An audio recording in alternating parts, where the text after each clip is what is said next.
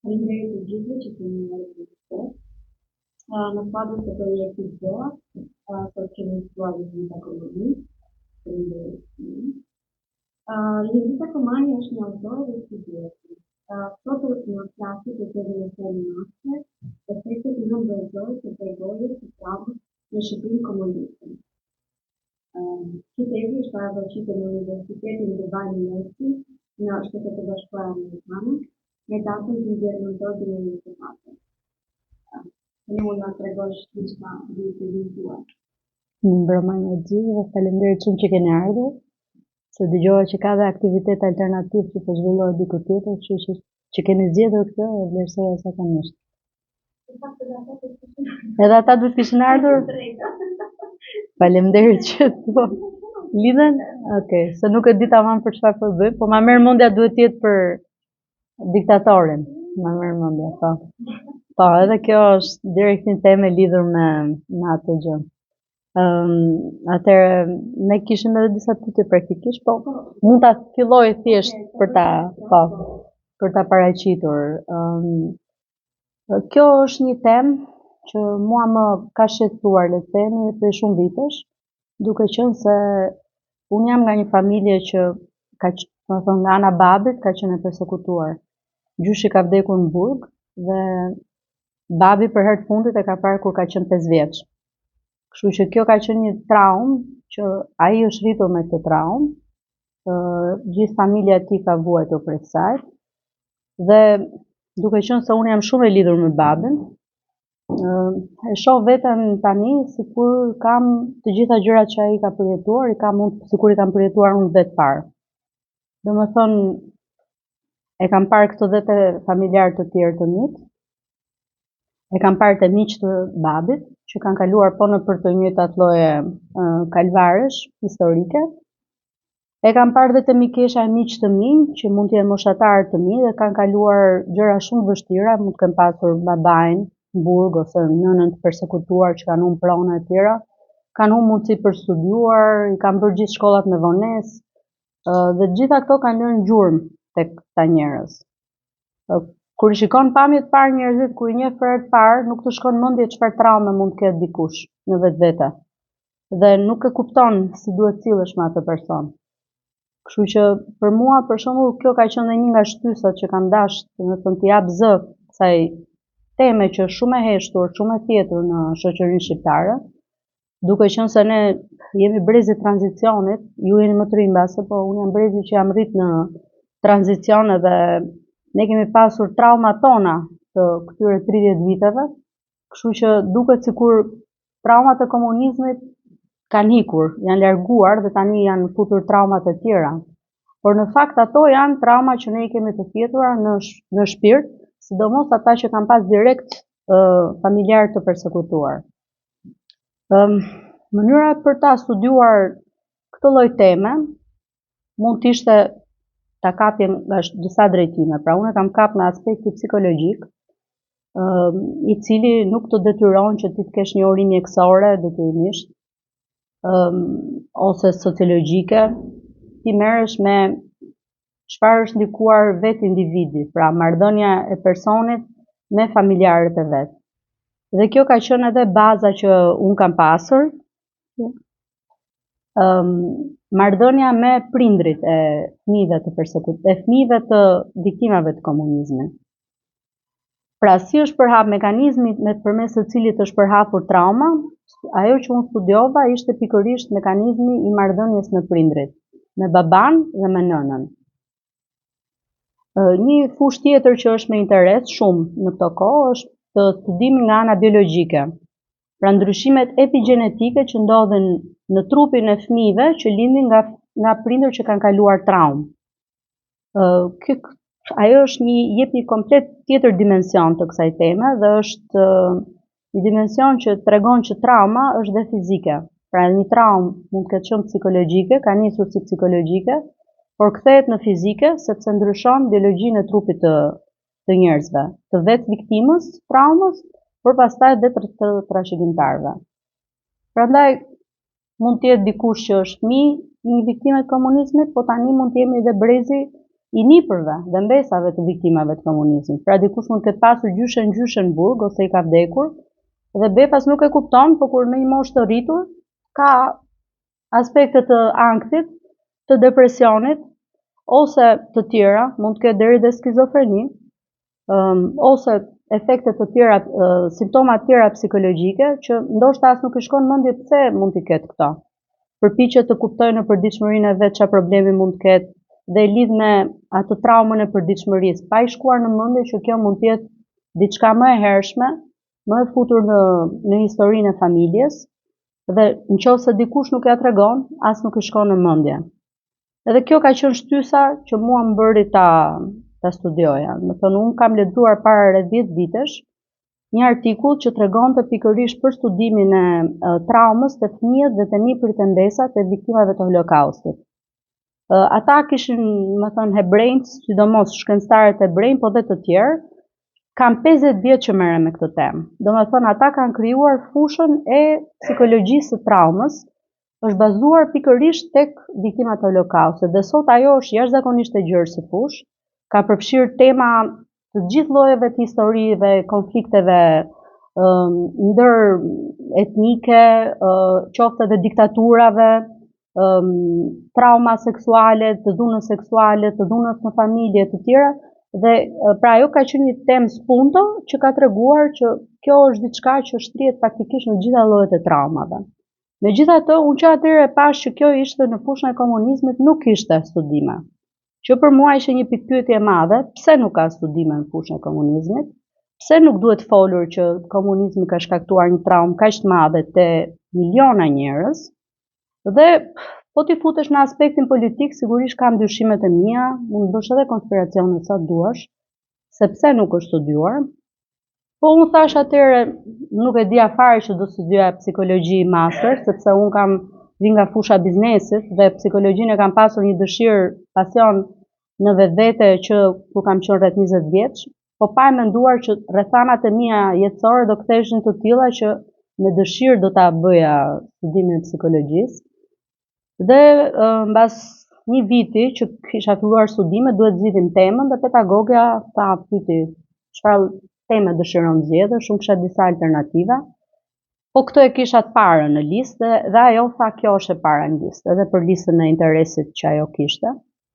Sepse në Amerikë është komplet e pastudiuar si temë dhe aty ka shumë emigrantë që kanë ardhur nga vende ish komuniste, qoftë nga Europa Lindore, nga Azia, nga Amerika Latine, dhe psikologët nuk dinë të trajtojnë këta njerëz, nuk e njohin çfarë do të thotë traumë komunizmi, sepse kur je lindur dhe rritur në Amerikë apo në përgjithësi në Perëndim, nuk e ballafaquar me anën negative të komunizmit. Të rinjtë e sotshëm, pra komunizmi le të themi ose idetë e majta janë një lloj trendi në Perëndim. Jo një lloj, po goxha trend, edhe në mënyrën e argumentimit, në filozofi, në çdo lloj mënyrë si duan ta jetojnë jetën të rinj. Ti pëlqejnë idetë e socializmit, jeta falas, çdo gjë falas. Pra marrin vetëm anën, aspektin pozitiv, pa e ditur cila ka qenë ana e errët e komunizmit. Komunizmi ka shkaktuar mbi 100 milion viktima në botë. Me thënë, po të matet dhe të krahasohet dhe me luftën e dytë botërore, nuk e di se kush fiton, për nga ana e brutalitetit që ka pasur mbi njerëzit. Kështu që duke qenë se janë vrarë 100 milion njerëz, mendoni dhe sa qindra milion të tjerë kanë qenë të vuajtur në përburgje, kampe internimi, i kanë marrë pronat, i kanë marrë çdo gjë, nuk i kanë lënë të studiojnë, i kanë tjetërsuar jetën e tyre. Kështu që këto trauma flenë dhe janë në shoqërinë botërore. Do të thonë Shqipëria është vetëm një pikë në këto që janë vuajtje dhe dhimbjeje.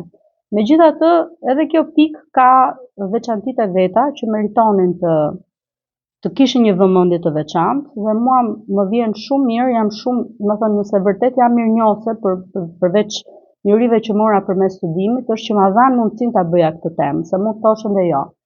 Do të thonë mund të thoshin jo, thjesht jo.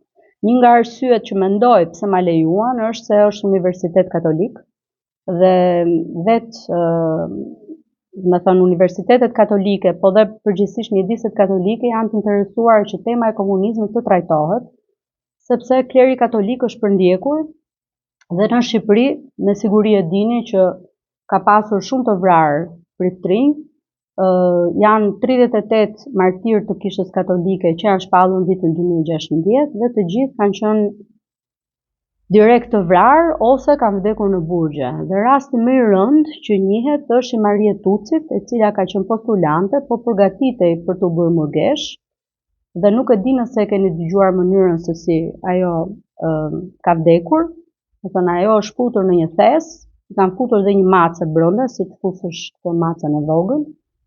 Dhe macja e ka qerr gradualisht, e ka shkatruar trupin e saj, ajo është përçudnuar dhe ka vdekur në atë lloj dhimbje të pamendueshme. Dhe ajo ka qenë 20 vjeç. Do të mendoni një njeri vetëm për shkak të besimit që ka pas në Zot. Çdo njeri ka drejtën e vet, mund të jetë një besim komplet i gabuar mbase. Unë besoj në Zot, besoj, jam katolike dhe mendoj që ajo ka qenë një dëshmi shumë e qartë se çfarë ishte në gjendje të bënte regjimi komunist. Kështu që ai universitet sigurisht kishte një lloj interes në këtë aspekt, për të kapur si ka qenë trauma e komunizmit në Shqipëri. Studimi u zgjerua jashtëzakonisht, mori për masa që unë nuk i mendova fillimisht. Hulumtimi zgjati rreth 6 muaj, pra unë bëra një pyetësor që e shpërndava online dhe offline, pra offline bëra intervista këtu në Tiranë, me disa njerëz që ishin më të moshuar dhe nuk mund të mbushin pyetësor në internet, sepse nuk din ta përdorin internetin, por kryesisht njerëzit janë përgjigjur online dhe janë të gjitha moshave, duke nisur nga 18 vjeç deri 85 vjeç, që kam më të moshuarit që kanë marrë pjesë në pyetësor. Të gjithë këta kishin ose një prind ose të dy prindrit që kishin qenë viktimat komunizmit. Çfarë quajta unë viktimat komunizmit? Ishin personat që ose janë ekzekutuar, ose kanë vdekur në burg, ose kanë qenë shumë vite në burg, ose në kampe internimi për qëndrimi, ose ata që ishin pjesa më e madhe, që nuk i kanë pasur vuajtjet kaq të rënda, por ama kanë humbur shumë mundësira në jetë, nuk kanë pas mundësinë fare për shkollim, nuk kanë pasur mundësi për punë, i kanë degdisur në zona shumë të izoluara të Shqipërisë, nuk kanë arrit martohen as me njerëzit që donin, vetëm për shkak të prejardhjes së gabuar që kanë pasur nga familja. Kështu që ishte, le të themi, një mishmash i bukur pjesëmarrësish që mund të jep një tablo të përgjithshme, dhe ky ishte qëllimi, pra të krijojë një tablo e përgjithshme e gjendjes, pa u fokusuar detyrimisht te një grup moshe caktuar, te gjinia e caktuar, ose kush kanë qenë që i kanë pas vetëm në burg, ose kush ka qenë vetëm që i ka pas të vrarë, etj. Kjo sigurisht i bën që të dhënat humbasin pak nga cilësia e tyre kur bëhet e përgjithshme, por ama për një shikim të parë është me interes, sepse jep një shikim të përgjithshëm. Tani nëse do të më pyesësh ti ose mund ta vazhdoj unë? Po.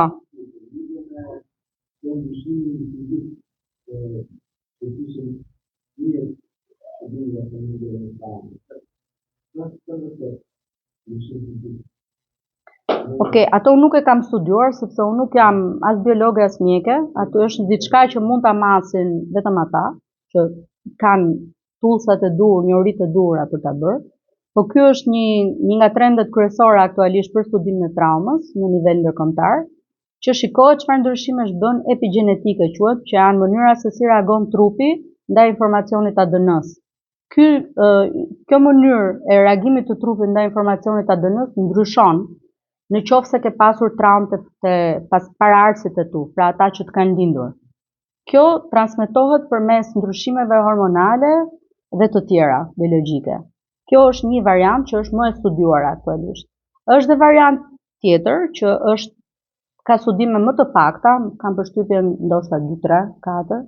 Nuk është se ka pasur shumë zgjerim, sepse më duket se nuk është se është vërtetuar, pra një studim që të ketë peshë, duhet që kur e përsërisin studiues të ndryshëm të arrijnë në të njëjtin përfundim ose përfundim të ngjashëm. Kur është përsëritur ky studim, nuk është se ka pasur të njëjtin rezultat. Dhe studimi ishte që ka dhe ndryshime gjenetike. Pra trauma psikologjike çon deri në ndryshime gjenetike të informacionit ADN-s, që është gjëja më e rëndëmundshme. Kjo me sa kam parë unë, me sa kam ndjekur, nuk është se ka pasur, po pjesën epigjenetike po. Dhe ajo është e vërtetuar dhe edhe në studimet e Holokaustit është një nga gjetjet që është përsëritur në kohë. Kurse në kuadër të studimeve të komunizmit absolutisht që jo, nuk bëhet fjalë që ka pasur një studim të tillë. Unë mbas gati një vit e ca kohë hulumtimesh, arrita të gjej vetëm 2 studime. Njëri ishte për fëmijët e viktimave të komunizmit në Vietnam dhe një për fëmijët e viktimave të komunizmit në Kambodja, që tregonin se si janë transmetuar efekte psikologjike që kanë pas prindrit tek këta fëmijë. Megjithatë, domethënë nga ato që këto të dyja, ajo e Kambodjas ishte vërtet studim më i thelluar,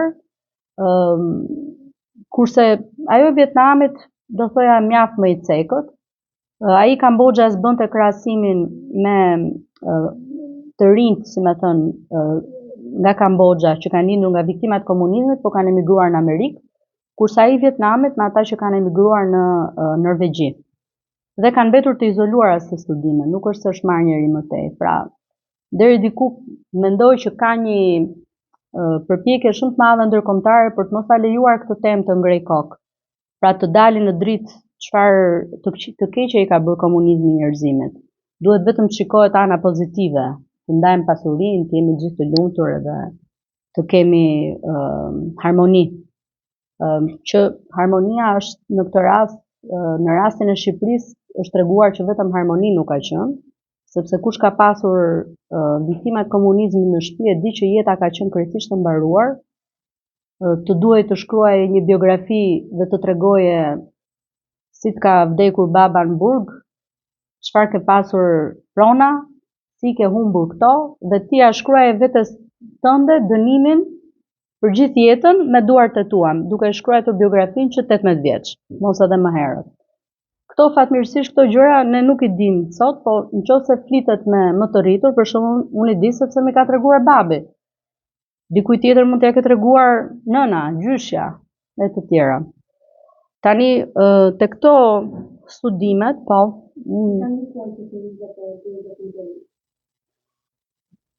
te brezat më të rinj ndikon sigurisht shumë, mund të kapet në 2 aspekte ose në 2 grupe shoqërore. Në grupin që nuk ka pas fare të bëjë me viktimat, pra njerëzit që kanë pasur një jetë deri diku normale dhe në komunizëm nuk kanë qenë persekutuar, dhe grupi që kanë qenë persekutuar. Njerëzit që kanë qenë të papersekutuar nga trauma e komunizmit, që është një traumë e përgjithshme shoqërore, kanë aspekte për shembull të frikës së të folurit haptas për gjërat, se mos të përgjon dikush, se mos të flet dikush. Edhe sot njerëzit nuk shprehen 100% lirshëm, sepse kanë frikë nga patronazhisti i radhës që mund të heqin nga puna, mund të spionojnë, mund të prishi punë mamit, babit.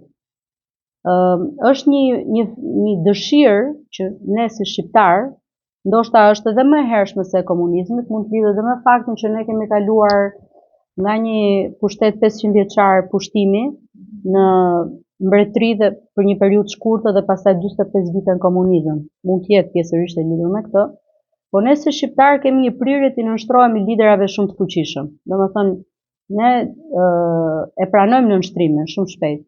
Nuk luftojmë për veten tonë, nuk luftojmë për idenë që ti mund të jesh i lirë, të kesh të drejtën të thuash që duash. Pranon më lehtë që të zgjedhësh 3, 4, 5 herë një person, sesa ti të kërkosh për një njerëz të ri, i cili mund të sfidojë, të futet në një garë elektorale dhe të japi një alternativë të re mendimi. Për shembull, kjo është po, unë mendoj që është e lidhur dhe me, prandaj thash, ne kemi kaluar nga 500 vjet perandori osmane, një periudhë shkurtër mbretërie dhe fashizmin, pastaj nazizmin, pastaj 45 vite komunizëm dhe 35 vite tranzicion që prap ka qenë, kuptohet qartë çfarë lloj sistemi ka qenë politik. Por është e lidhur dhe me faktin që në 45 vite komunizëm, pra brezi prindërve tanë, gjyshërve tanë kanë qenë shumë të frikësuar të flasin. dhe nuk e kanë ditë fare që ti mund të luftosh për të drejtat e tua. Ata kanë ditë kush ka guxuar ka luftuar, ka përfunduar në burg ose është vrarë. Atëherë ç'a na duhet ne të përfshihemi? Më mirë po pranojmë, është njëri që del aty flet, po pranojmë, po e japim votën atij.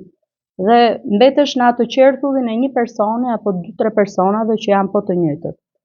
Kjo është një aspekt prapë te pjesa e përgjithshme, që nuk ka të bëjë me persekutimin direkt. Ndërsa personat që kanë qenë persekutuar direkt, ata pastaj kanë edhe shumë aspekte psikologjike. Unë zgjodha të studioj ankthin, por po aq i rëndësishëm që e kam dhe të vëzhguar ndër vite është depresioni, që është shumë i rëndë. Ankthi, pse është ankthi i rëndësishëm? Se ankthi, secili nga ne provon ankth në çdo moment të jetës. Ankthi parë fillon me notat e provimeve. A do marrësh 10, a do marrësh 8, a jam mos ngel sot, a do ta kaloj vitin, a do të ndali bursa për shkollën, a do ndali universiteti, çdo gjë ka një lloj ankthi. Po ka ankth normal dhe ka ankth klinik. Ankthi klinik është ai që nuk të lejon të kryesh veprimtari normale jetësore. Pra të bllokon atë farë frikë, atë lloj mënyre që ti as nuk bën dot gjëra vërtet shumë normale të jetës. Qoftë edhe të marrësh një vendim për të ardhmen tënde, një vendim për punën, diçka komplet krejtësisht normal që një njeri tjetër nuk do ta kishte fare problem. Dhe format më të rënda të ankthit janë ataket e panikut. Nuk e di nëse ju keni dëgjuar për njerëz që përfundojnë me atake paniku në spital. Ata kanë ndjesinë sikur janë duke vdekur, sikur po pushon zemra. Ndërkohë, kur matet tensioni, matet pulsi, janë krejtësisht normale. Pra atyre trupi, mendja, i punon në mënyrë të tillë sa që i duket sikur përshpejtohet ritmi dhe ato mendojnë që janë duke vdekur, ndërkohë që nuk është e vërtetë. Dhe ju duhet shumë kohë që ta pranojnë që e kanë këtë lloj probleme, sepse është shumë e vështirë për ta pranuar këtë lloj probleme. Sikurse edhe për depresionin, është shumë e vështirë që një njeri ta pranojë që buan nga depresioni. Sepse është shumë e stigmatizuar në shoqërinë tonë që ti ta pranosh që mund të kesh probleme. Siç ka njeriu probleme me zemrën, me veshkën, me syt, shkon vend syzet apo vjen aparat dëgjimi, mund të kesh probleme që mund të kesh nevojë për të trajtuar, qoftë psikologu, qoftë psikiatri. Nuk ka asgjë të keqe, por ne jemi akoma shumë larg pranimit të këtyre problemeve. Megjithatë, unë duke qenë se kisha parë ankthin të pranishëm te njerëz që njihja, kur fokusova cilën aspekt psikologjik do studioja, zgjodha pikërisht ankthin.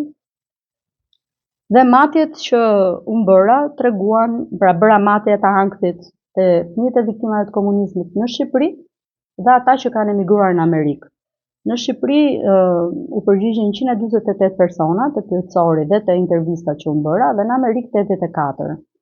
Domethënë këto si përmas nga ana statistikore është plotësisht e mjaftueshme që ti të nxjerrësh rezultate të vlefshme që quhen statistically significant. Pra që janë të arsyeshme dhe nga ana shkencore për t'u pranuar. Rezultatet ishin shumë domethënëse dhe edhe të trishtueshme njëkohësisht.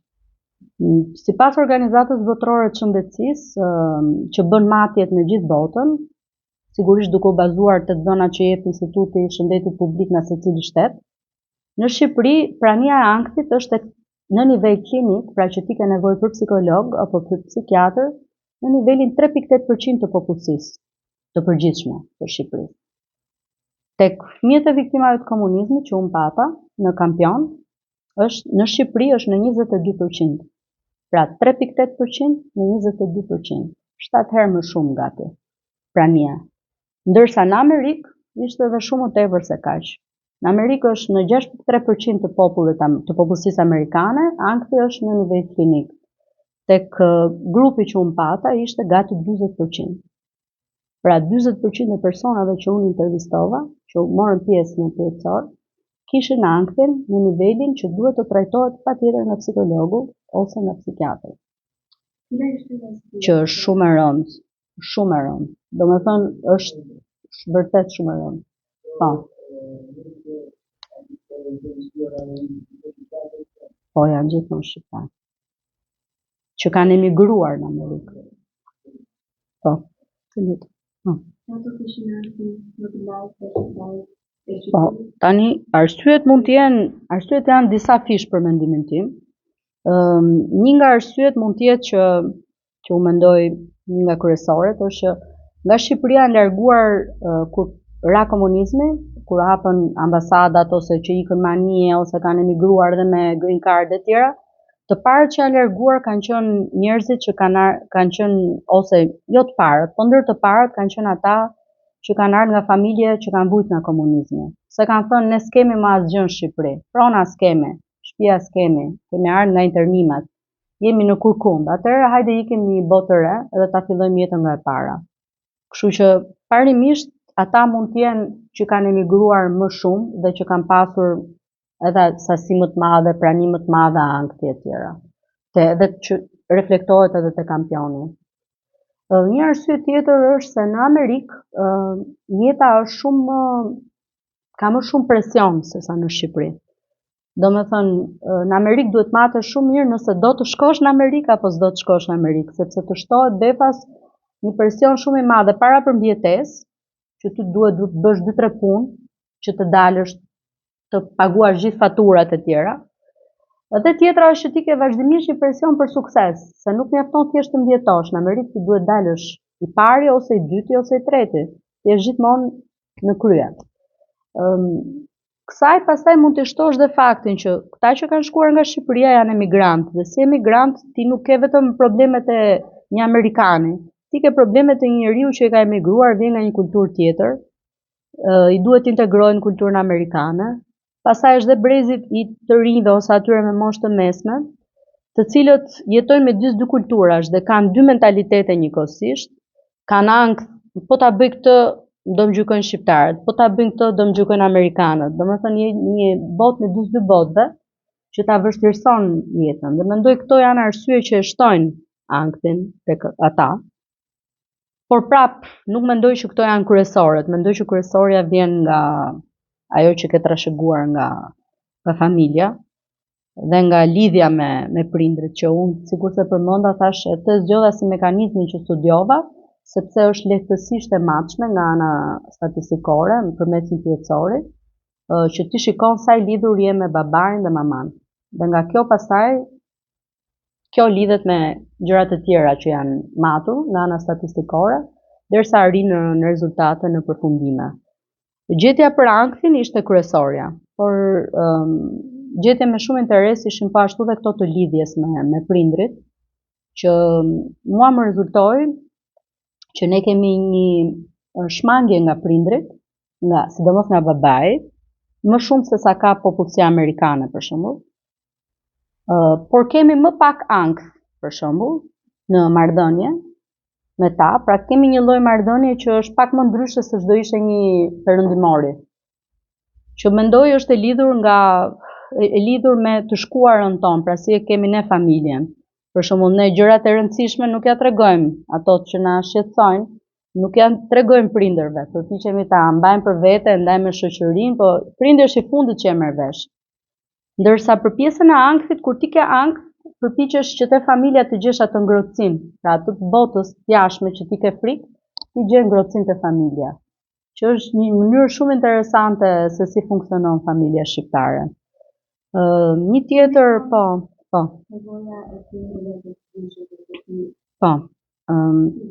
atëre, ajo ndikon sepse trauma, pra konkretisht siç e treguan edhe rezultatet, fëmijët që kishin nëna që kishin pas traumë nga komunizmi, e kishin ankthin më të lartë nga ana statistikore.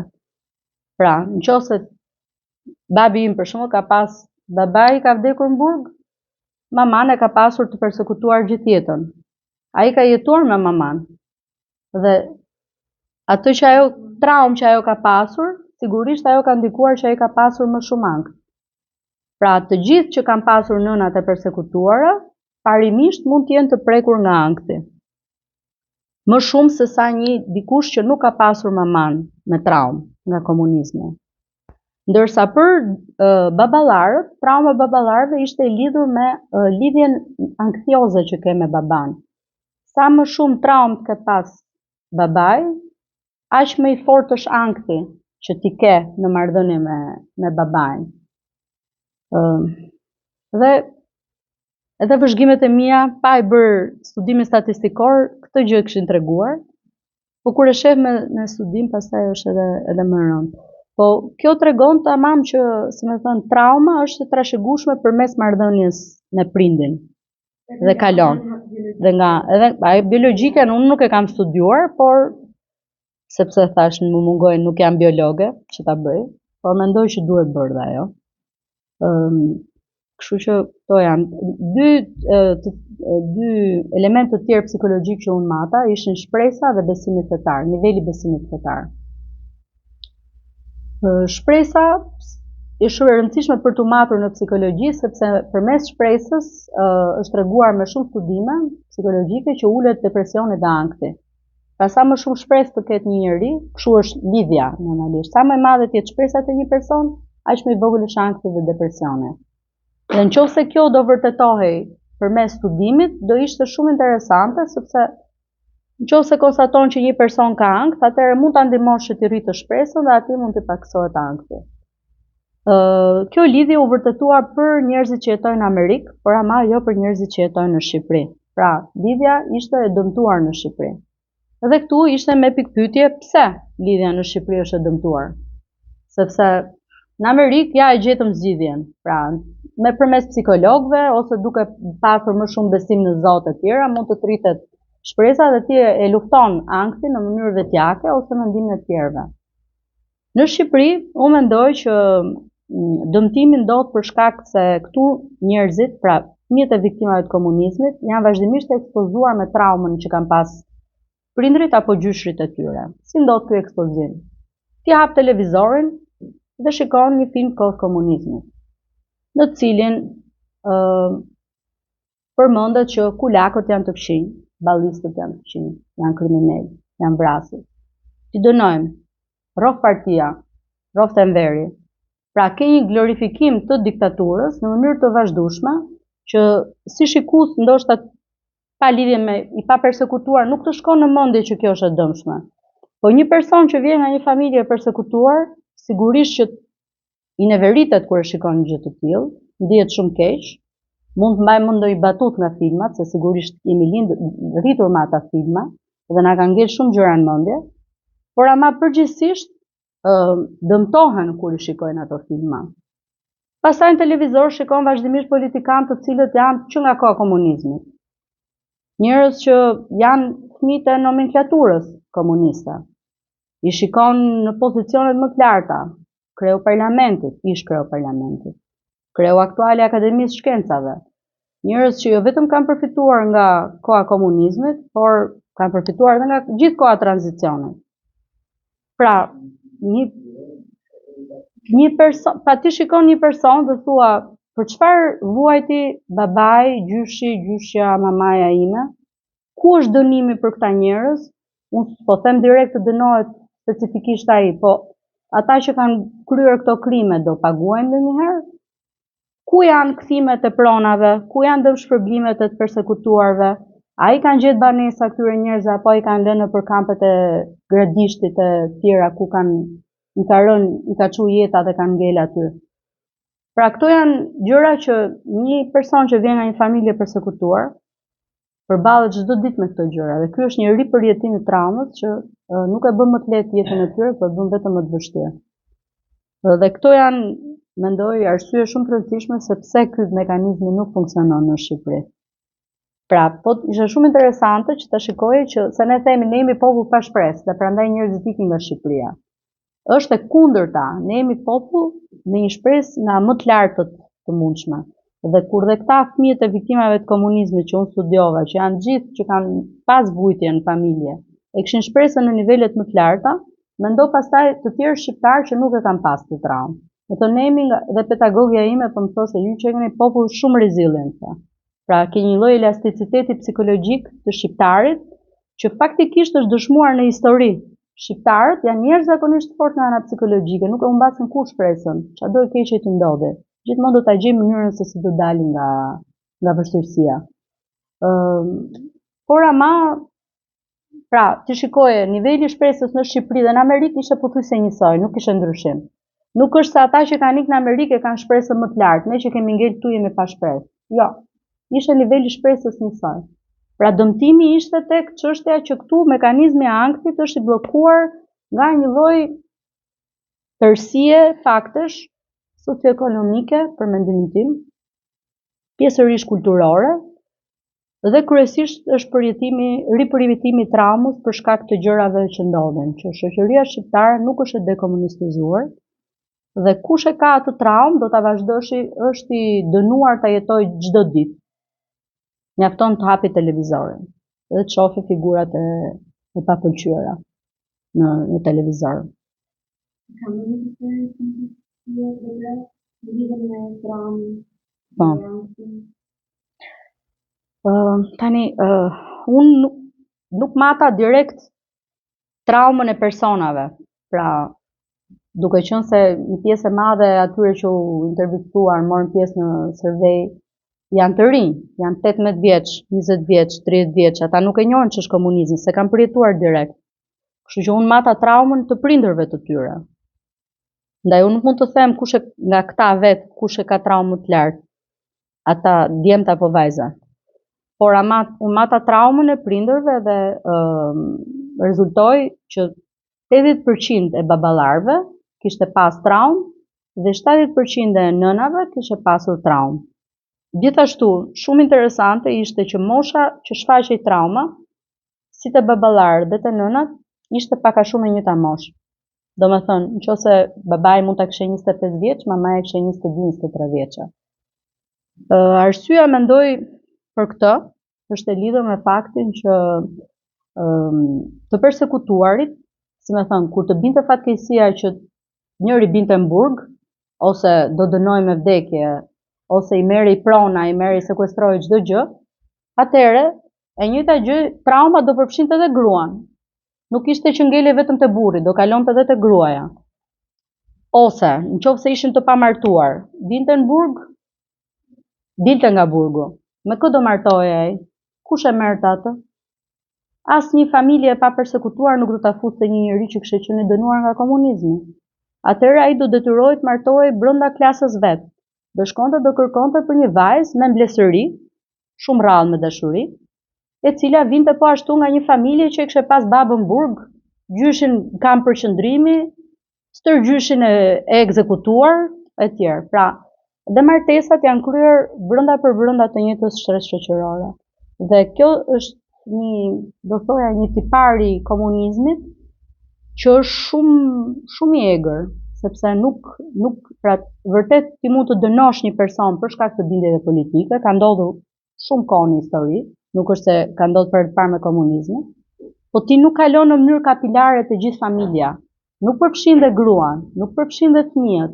Pra ti nuk e shkatron jetën gjithë familjes, i lën mundësinë, njëri dënohet, po ama pjesa tjetër e familjes ka mundësi që të jetojë. Nuk i prishet gjithçka.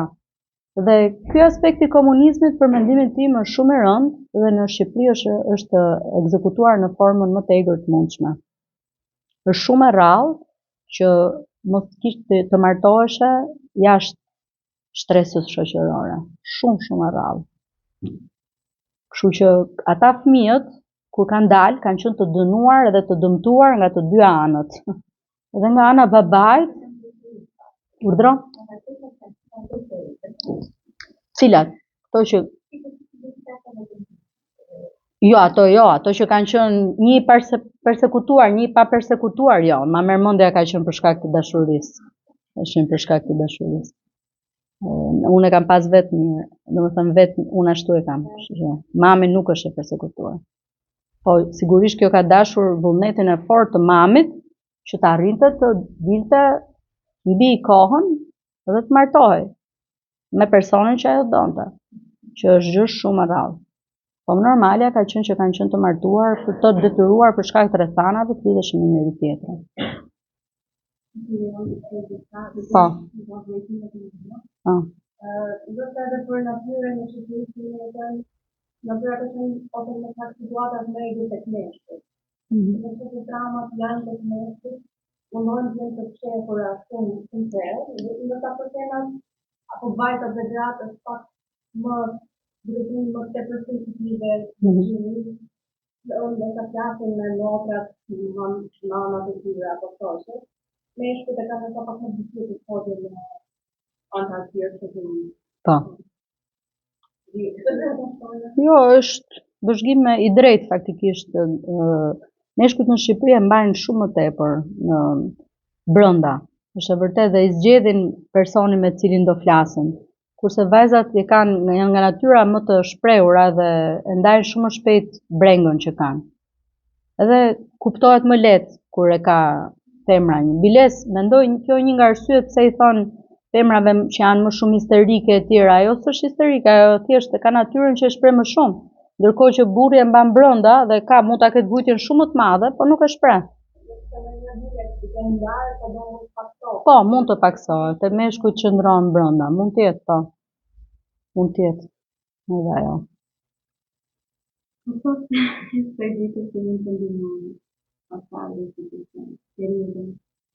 Po, ndihma mund të jepet shumë fishe, faktikisht.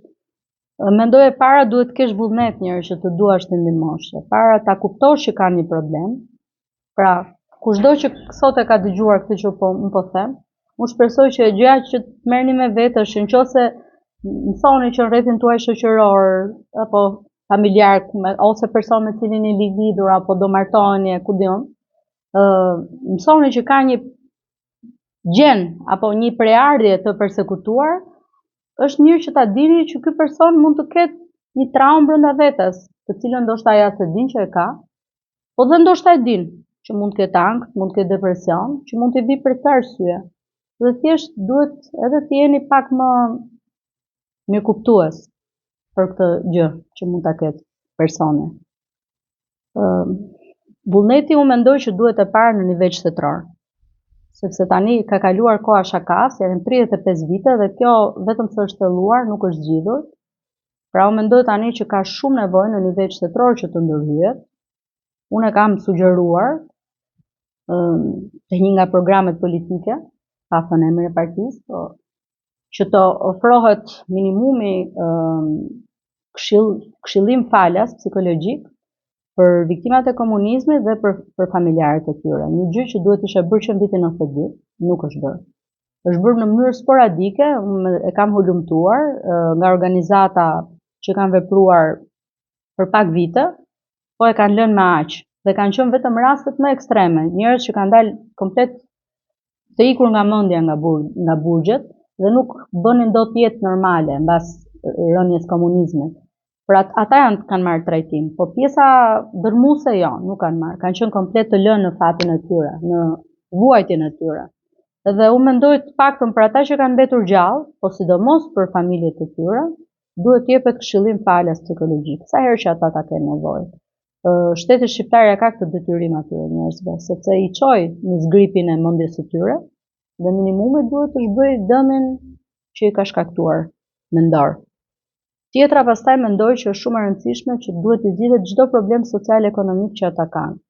Ata që kanë mbetur në përkampe akoma, se nuk kanë mundur gjejnë shtëpi, duhet patjetër të atyre të sigurohet shtëpi me banesa sociale që mund të jepen, s'është thënë Tiranë, po thotë njëri mes Tiranës. Po në qytetet ku ata ju ka rënë fati të jenë, po të kenë një jetesë më dinjitoze. Në vitet 90 ka pas nisën shumë vjeçare për të nxjerrë bursa studimi, ose më mirë të drejtë studimi, jo bursë studimi, po të drejtë studimi në Tiranë. Disniveli sigurisht është shumë i lartë, sepse fëmijët që janë rritur në përkampe nuk është se kanë pas mundësinë të bëjnë shkollë normale si dikush që është rrit mes Tiranës. As s'është bërë fjala të ketë bërë kurse private, të ketë mësuar gjuhë huaj, të ketë mësuar kompjuterin, këto janë gjëra abstrakte. Si të shkosh në Afrikë dhe të kërkosh që fëmijët që jetojnë në kushtet më mizerabël të kenë këto njohuri. Por ama mundësia që u dha atyre të rinjve atëherë që të bënin shkolla, pavarësisht disnivelit që kishin në përgatitje, ata në krye të 4-5 viteve ishin në gjendje të ishin të barabartë nga ana intelektuale me bashkëmoshatarët e tyre. Morën shkollë, u futën në sistemin ekonomik, politik, shoqëror dhe ka mjaft prej tyre që sot kanë emër në profesionin që ku marrin pjesë. Dhe kjo është mënyra që ndodh integrimi, kështu duhet ndodhi integrimi. Pra ky lloj integrimi, çfarë ka mbetur akoma pa u bërë, duhet shohë deri në fund, për mendimin tim. Dhe me këtë ti mundson që të paktën brezi i fëmijëve futet në jetë. Jeta ju mor prindërve, po të paktën fëmijët të jetojnë, dhe duke i hequr shumë probleme të kësaj natyre nga mendja, ty një pjesa ankthit të hikën prej kësaj, sepse ti paktën e din që ke një profesion, ke një vend ku pritesh me dinjitet, si njeri normal, mund të marrësh një pronë në të ardhmen, që mund të ta kthejnë pronën që të kanë sekuestruar, dhe ti ke një mundësi për një jetesë normale. Dhe kjo sigurisht është e vërtetuar që ndikon ky lloj përqasje, ndikon tek shpresa si emocion. Pra ti si njeri bëhesh me më shumë shpresë kur ti t'jepen të zgjidhen një pjesë e problemeve sociale ekonomike. Prandaj gjithë rendin drejt plotësimit të mirave materiale, sa ajo vërtet nuk të jep lumturi, po të paktën të zgjidh ca kokçarje që kanë të bëjnë shumë me psikologjinë e njeriut. Kështu që nuk janë kot edhe këto si rend kapitalizmi që thotë të gjithë të kemi më shumë të ardhura, më shumë mirëqenie. Mirëqenia këto të siguron që të zgjidh ca probleme edhe që janë të natyrës mendore. Lumturia është tjetër gjë pastaj. Është aspekt tjetër që s'ka lidhje.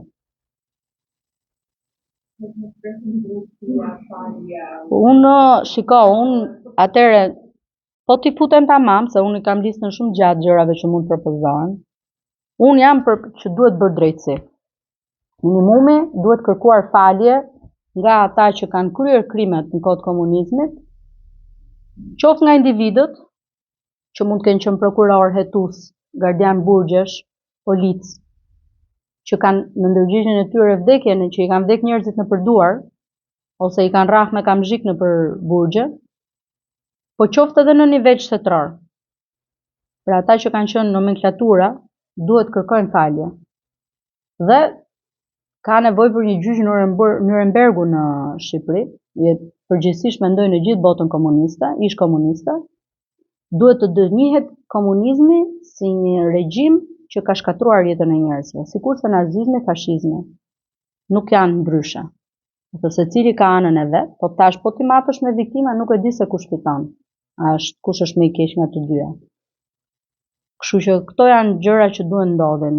Ajo që është bërë re në Shqipëri, nuk e di në vende të tjera, po në Shqipëri ka një aspekt që me siguri dhe juve mund t'u kenë rënë ty, që nuk ka pas asnjë hakmarrje për shkak të komunizmit. Pra, persona që kanë dalë nga burgjet nuk kanë shkuar të vrasin prokurorët, hetusit, ata e din se kush ishin. E di se kush e ka spionuar, kush e ka fut në burg. Nuk ka asnjë rast hakmarrjesh. Mundet, po hakmarrja mund të merret edhe ftohtë. Në një moment të dytë, të tretë, s'është thënë që e merr menjëherë, ka kaluar 35 vite. Kjo tregon që njerëzit në mënyrën e tyre faljen e kanë bërë. Pra, nuk i ka kërkuar dikush falje. Nuk besoj që e kanë harruar. Jo. Por ama me veten e vet ka bërë falje, ka bërë paqe me veten e vet, në mënyrë që të jetojë jetën çfarë i ka mbetur nga jeta. Dhe s'ka dashur që atë breng të vetën t'ja kaloj fëmijës, sepse gjakmarrja është shumë e lehtë të futet në gjakun e fëmijës. E shikon, thotë ka vujt baba, të marrën hak. Po kjo nuk i është ushqyer. Dhe është një tipar shumë i bukur i shoqërisë shqiptare. Nuk e di se ku është në tjetër vend botës në këtë mënyrë.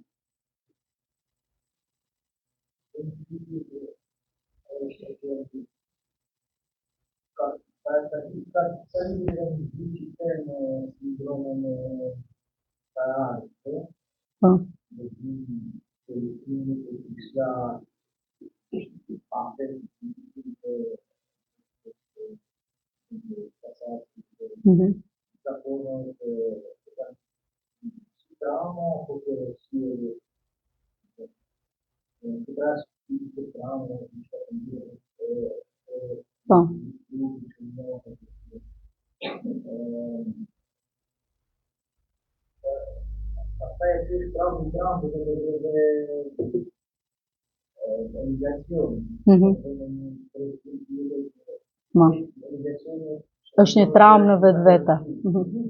Është e vërtet, po. Nga ana miqësore, nga ana shkencore, tek në rastin e Helendavës. Po. Ka raste për shembull që të bëjnë me personimin të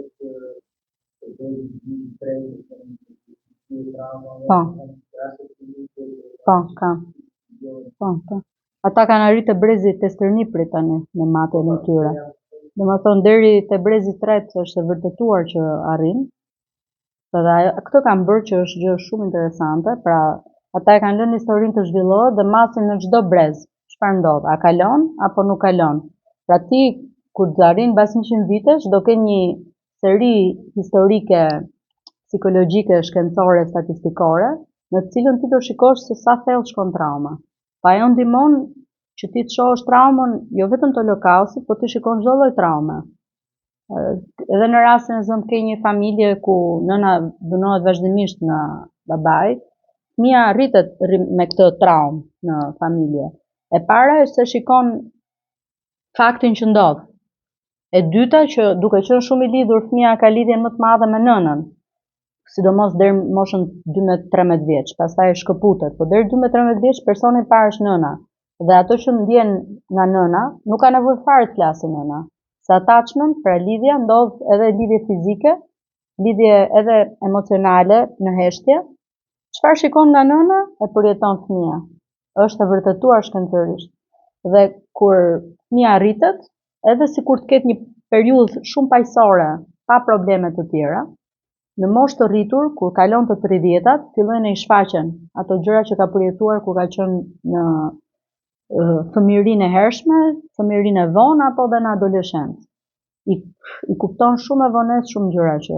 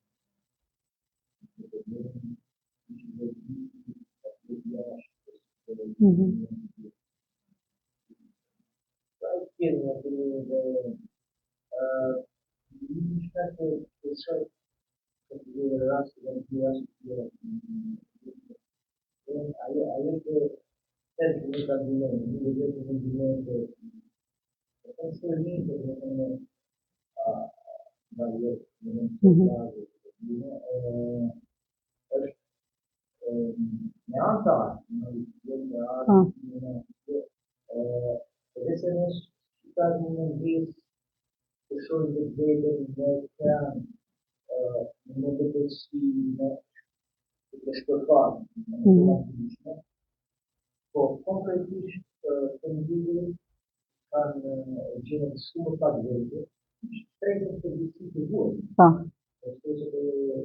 Që ne kemi edhe normale edhe të bëjmë sot janë në maja e telefonat bashkë, në maja të shqipë italiane, që të bëjmë sa të fajnë edhe shumë të që rejnë parë, por edhe ishte me antarë, duket banale, duket e rikosëritë për e të ajo shokët e më të rrëpër të stash të tek, nga në anë, ose të pakën për sana paru, kino të anë, apo në sinema, të nga të vidja parë, të rrëpare, është prejnë një gati me definitën të tepër të kruar të diskutuar, që në të bënë të tepër katarsis të kruar dhe të shprejnë puna të televizion, të televizion, ose pakën në skeqë të parë në të pasën në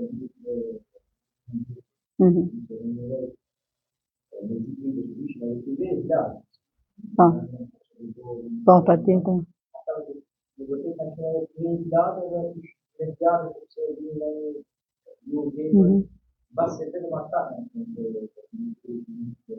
Mendoj të njëjtën gjë si ti. Po, mendoj të njëjtën gjë. Edhe një lloj banaliteti në artin edhe në ekranizimin apo në trajtimin e kësaj teme, unë mendoj që e ka lënë krejtësisht në vende të papërpunuar. Do thënë, prandaj trauma është akoma brenda. Ti shiko më falë se më preva. Periudha e luftës së dytë botërore vazhdon sot e kësaj dite trajtohen me filma. Do thënë çdo vit ka filma të rinj që dalin lufta e dytë botërore, Holokausti, ndërsa ne nuk kemi asgjë. Po.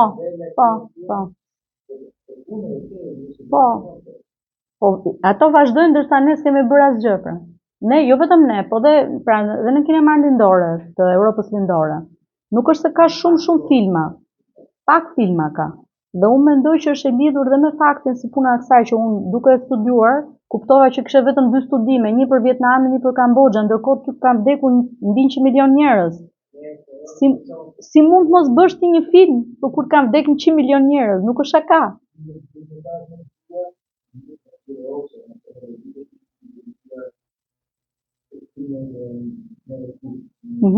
Po.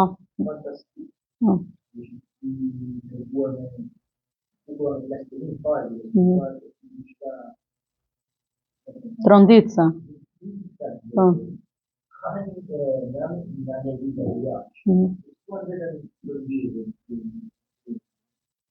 Po shkuan. E di.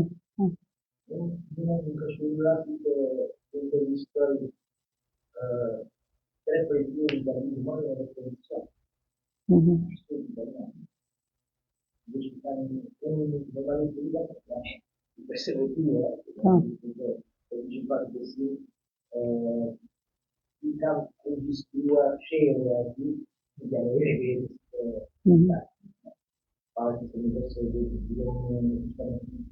dhe ajo ka të përshtypje,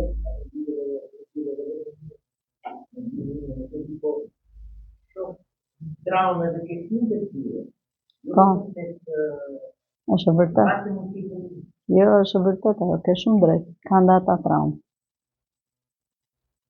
Që sigurisht vlen të studiohet edhe ajo, po, është edhe ajo traumë. Sepse kjo është parë në Gjermani, me fëmijët e atyre që kanë bërë krimet naziste, që kanë qenë gardianë për kampet e përqendrimit. Fëmijët e tyre, pavarësisht se prindërit nuk i kishin treguar çfarë kishin bërë, sepse ka pas një heshtje totale në Gjermani për shumë vite. Nuk është, do të Gjermania ka filluar të luftojë me ato që ka bërë në vitet 70-80, pra 30 vjet gati ka qenë heshtje. Nuk ka folë njëri për atë temë. Por fëmijët ishin rritur dhe kishin filluar të kishin një lloj sjellje jete që nuk përkonte fare me mënyrën se si ishin rritur në familje, apo kishin trauma që s'kishte pse t'i kishin, sepse kishin një jetë normale, kishin bërë shkollë, ishin të lumtur në thonjza. Por ama befas kishin probleme. Atëherë u studiua dhe u arrit në përfundimin që dhe pa u shprehur fare, pra kjo attachment që ka pas me prindin, pavarësisht se prindrit nuk i kanë treguar se çfarë kanë bërë, në sjelljen e tyre, që mund të kenë qenë më të rrept, mund t'i kenë gjuajtur një shpull, mund t'i kenë bërtitur më shumë se ç'duhet, ata ja kanë shprehur atë që kanë bërë. Dhe fëmia është rritur i traumatizuar, pa e ditur se çfarë ka qenë prindi i tij. Kështu që dhe heshtja, do të thonë edhe ata vetë e kalojnë traumën, është e vërtetë.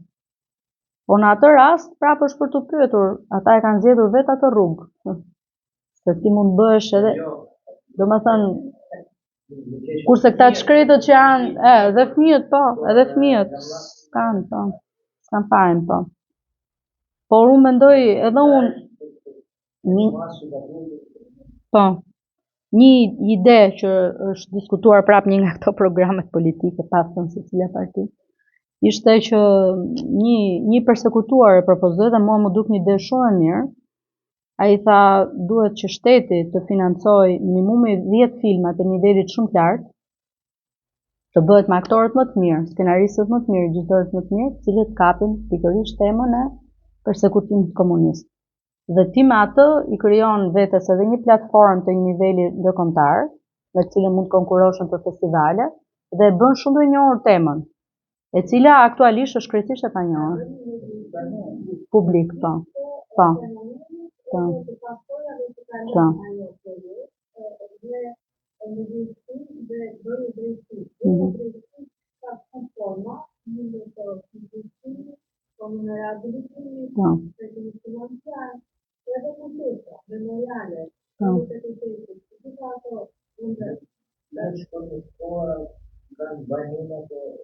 Po. Është e vërtet. Kampet janë lënë të degradojnë, kështu që.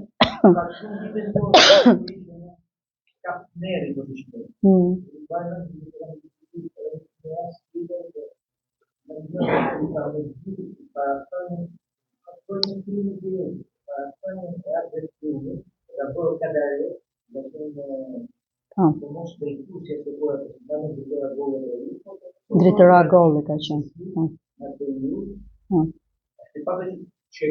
Të shtoj edhe një detaj më shumë të kjo. Të shtoj edhe një detaj të kjo. Dotimi parë i Axhe Fllumës nuk ka parathënie Kadaren. Dotimi dytë parathënie Kadaren. Dhe është ndryshuar pak edhe nga përmbajtja në librit, që është shumë për të ardhur keq, po.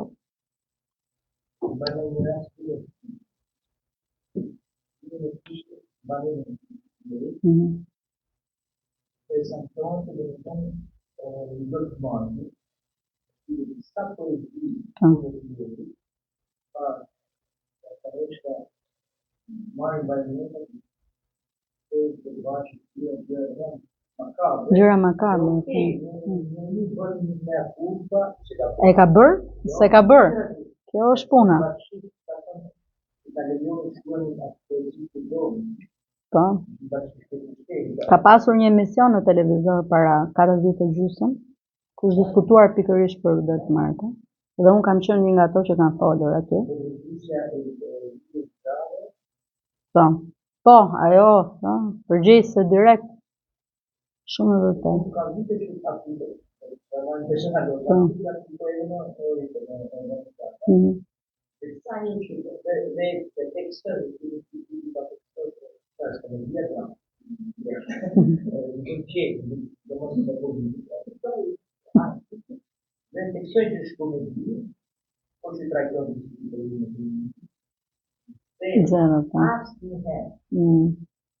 Provojmë të dramën. Jo, nga punë një e tjerë, mundur, po.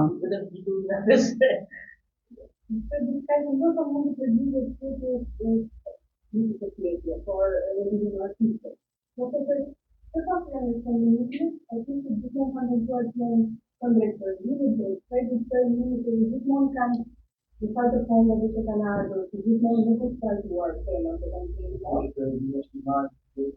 Jo, do të them se artistët gjithmonë të flasin për ndonjë globale, për ekzistim, nga temat aktuale.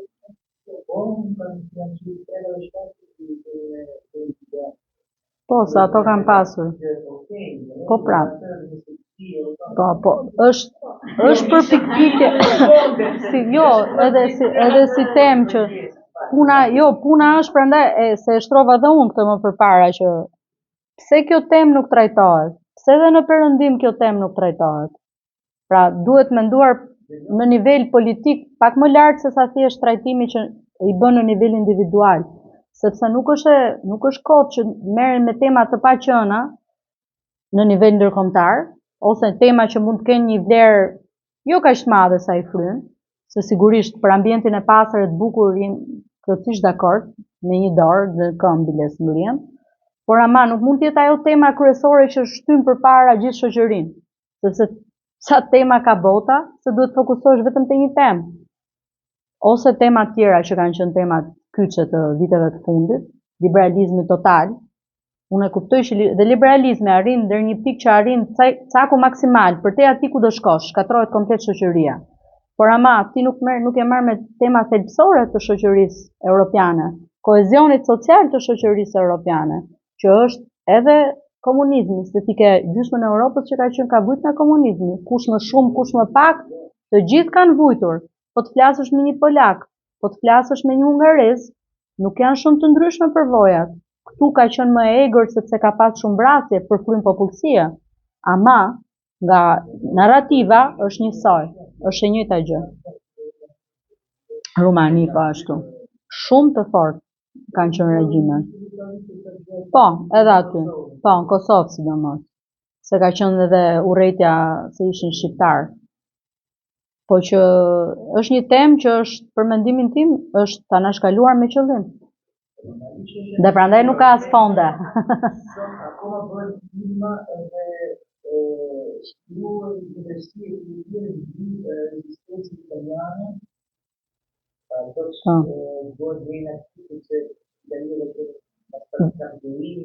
Atëherë bëri një rezistencë. Po dhe shumë figura italiane që vogliono che l'Italia non è non capito come un giorno sul film di questo io non si può io po ajo pra se duan ta fshehin. Ajo është pjesa, ajo është drama vërtet. Po. Po. Po.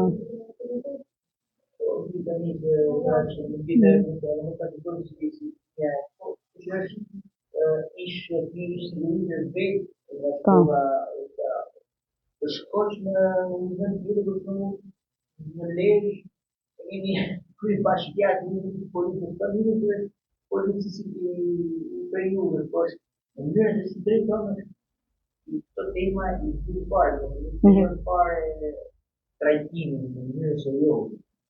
Shkosh në një qytet tjetër në ke figura të drejtojnë po se kyçe, çfarë të them? Është i zënë sistemi.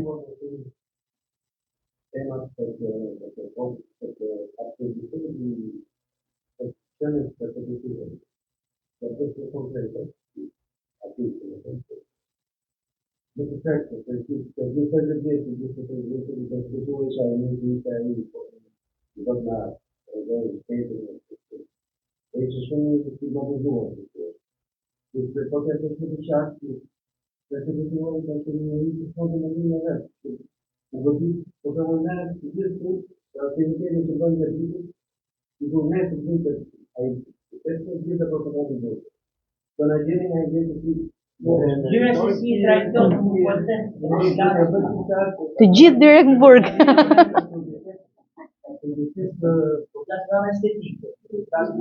Po, po.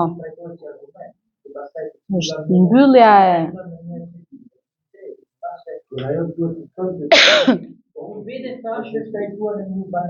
Po, edhe unë ashtu mendoj. Po. Përveç vdekja e Kalit, gjuetia e fundit, që është një vetë shumë i lartë, skeçe të tjera që mund të kemë bërë. Po, okay. Po pak. Bota është shumë e mirë, po, është e vërtet, po.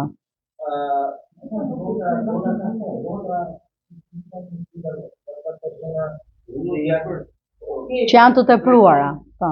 Io se vite një lloj aktiviteti dëshirë të mas, ca sjellje që s'ka lidhje me një lloj përvojë dramatike. Janë për shumë që hyjnë ta kuptoj atë që thua, po.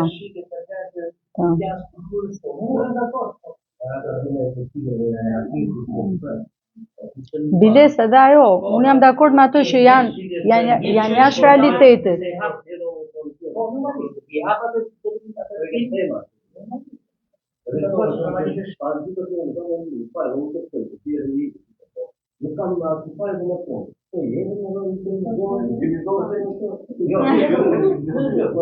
Televizion, jo.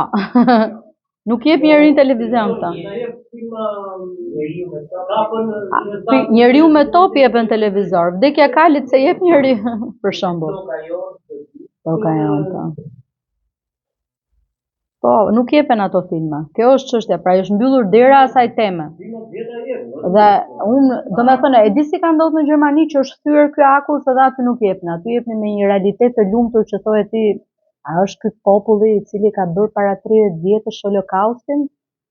Janë dy popull të ndryshëm, ku ka mundësi ku por ama ata ishin artistët ishin kaq shumë të egër në atë që nuk mund të bëjmë ne sikur nuk ka ndodhur kjo. Secili prej nesh e kanë familjen e vet. Unë e kam babën nazist, unë e kam gjyshin nazist. Unë nuk mund të bëj sikur ata janë të ndershëm, se ata kanë vrarë njerëz. dhe janë atë artistët vetë që e kanë shtyrë përpara si temë dhe kanë arritur e kanë thyer orakullin. Për një popull që Kështu që kështu psikologjia ka duhet ta bëjmë edhe ne.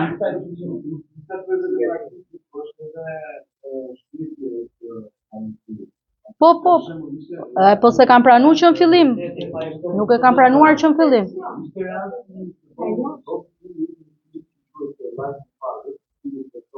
Po. Temën e spionimit. Po. Edhe qëllim që një diplomat që thanë që të gjeni një famë për parë që të në nëse që në nëse në nëse në shkore. Një përshën në një të Po, e kishin parë filmin, i lidhta ajo.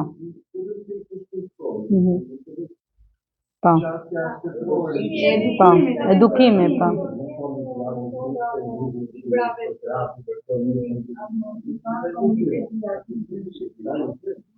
Po e drejt, është pyetje e drejtë. Po, ajo është, po duhen gjetur ama fondet.